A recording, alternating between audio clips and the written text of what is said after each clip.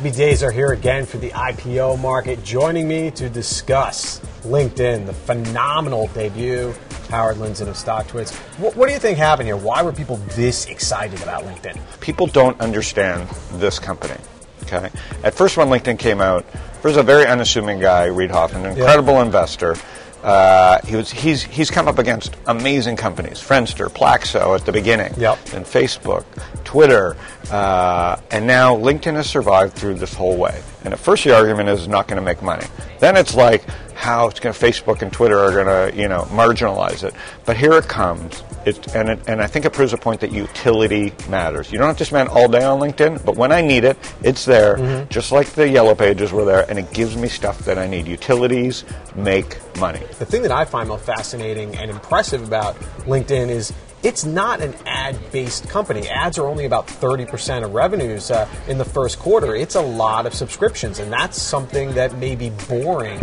But you know what? We've all seen through the late 90s what happens when online advertising goes kaput. I think what people realized was this is the highest priced IPO for a social media network ever. Right. You cannot displace this company because people have put their true lives and connections there.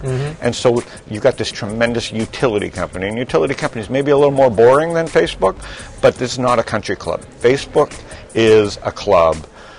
And LinkedIn truly is a place where people tell you who they are. They can definitely get you in a monthly retainer type situation.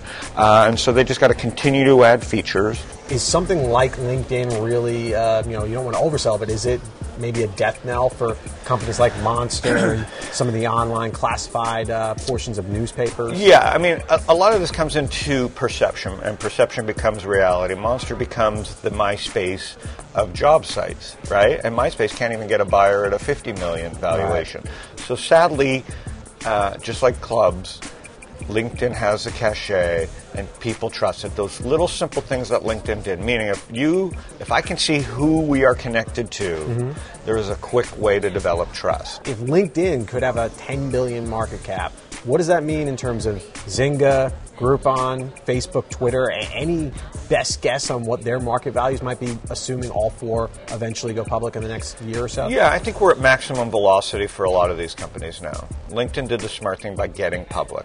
The bankers left a lot of money on the table for LinkedIn, so those are fights that are going to go on right now between LinkedIn saying, shoot, if we traded at $10 billion and you took us public at $4 billion, we just left almost $400 million on the table that we could have used to go. So we've got that argument that's going to rage. Reid Hoffman is a great American entrepreneur, and that gets lost in this. Reid Hoffman has done some amazing things in Silicon Valley, and today was his payday, but it was not an overnight success. It was a 10-year plan with his head down. He took abuse along the way that this would never work. Utilities are important.